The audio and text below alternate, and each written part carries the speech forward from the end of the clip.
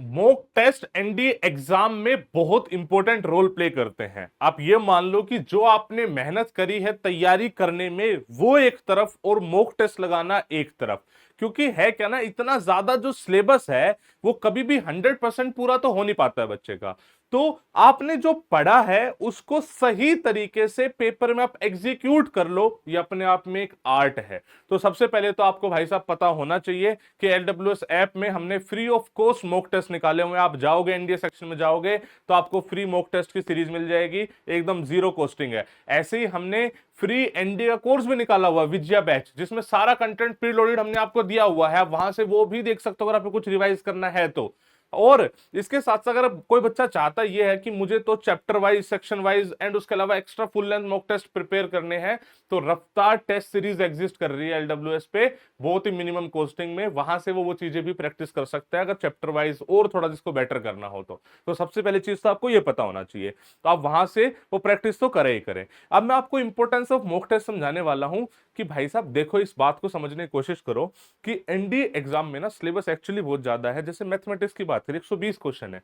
120 के 120 क्वेश्चन जरूरी नहीं है कि आपको आए या फिर उतना आप सिलेबस ही कवर करो, लेकिन जितना आपको आता है उन 120 में से उन क्वेश्चंस को छांटना और 2.5 घंटे में उस चीज को एग्जीक्यूट कर पाना, ये सबसे बड़ा चैलेंज है। यही चीज मॉक टेस्ट हमें सिखाता है। मॉक टेस्ट में हमें ये तो पता लगता है कि जो हमने पढ़ा था उसमें से हम कितना पेपर में सोल्व कर पा रहे हैं, but art of solving the paper भी आप समझ पाते हो। बहुत ज्यादा इंपॉर्टेंट है ये आर्ट, बिकॉज आपने बहुत बार देखा होगा कि किसी पेपर में स्टार्टिंग से क्वेश्चन मुश्किल होते हैं, एंड से आसान होते हैं। कभी एंड में मुश्किल होते हैं, स्टार्टिंग में आसान होते हैं, या बीच में। यही सब तो हो रहा होता है ना।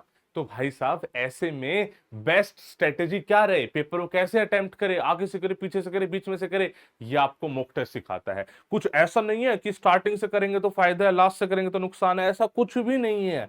लेकिन वो आपकी खुद की प्लानिंग होगी कि भाई साहब आप 2.5 घंटे में 120 के 120 क्वेश्चन को कैसे गो थ्रू करते हैं। अगर आप पेपर में 120 क्वेश्चन देखने में असमर्थ हुए तो दैट मीन्स आपने पेपर को ठीक से अटेम्प्ट नहीं करा है। तो उस चीज की प्रैक्टिस पहले ही कर लो मॉक टेस्ट में। भाई कुछ क्वेश्चन में अटक गए तो उसको छोड़ना, आगे बढ़ना।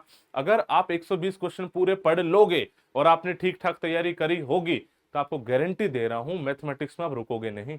और ये मैथमेटिक्स पे क्यों फोकस कर रहा हूं मैं, बिकॉज ये वाला issue, how to attempt the paper rightly, mathematics में ज्यादा आता है। जीएटी में आपको टाइम का ऐसा इशू नहीं आएगा। आई होप मैं आपको समझा पा रहा हूं ये बात।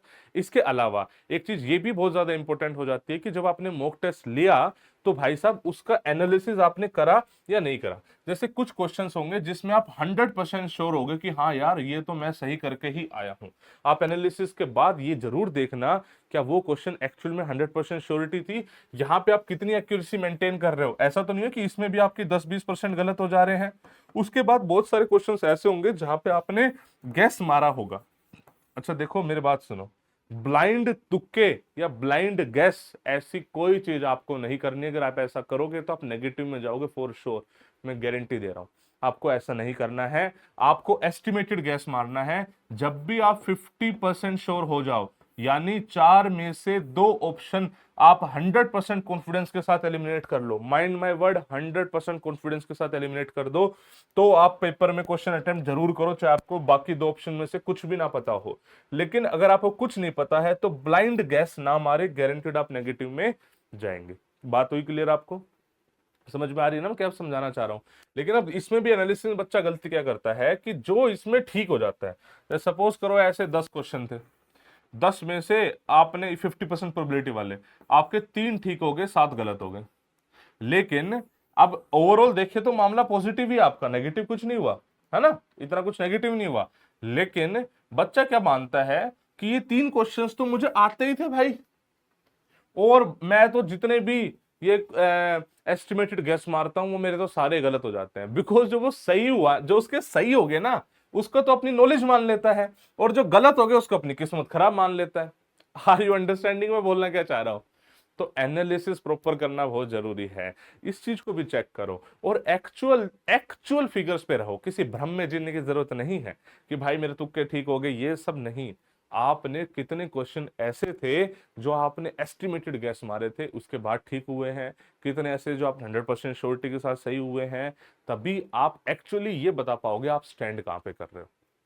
मैं उम्मीद करता हूं कि आप मेरे सारे पॉइंट्स को समझ रहे हो और इन चीज को एग्जीक्यूट भी करोगे अपने आने वाले मॉक टेस्ट में। भाई साहब, LWS ऐप डाउनलोड करो, एप्पल गूगल प्ले स्टोर दोनों पे अवेलेबल है, जाओ, free course, free mock test, ये सब देख लो और आपको बहुत ज्यादा आनंद आएंगे उस टेस्ट को अटेम्प्ट करके। आपको समझ में आएगा कि कैसे कैसे क्या चीजें चल रही हैं। और अपने यार दोस्तों को शेयर जरूर करो। मॉक टेस्ट में एक दो गलतियां हो सकती हैं, ज्यादा उसको परेशान होने की जरूरत नहीं है, इतना बड़ा सिस्टम चलता है, थोड़े बहुत एरर्स हो सकते हैं, यूपीएससी तक कर देता है एरर। ठीक है, चलो, सी यू देन। जय हिंद, जय भारत।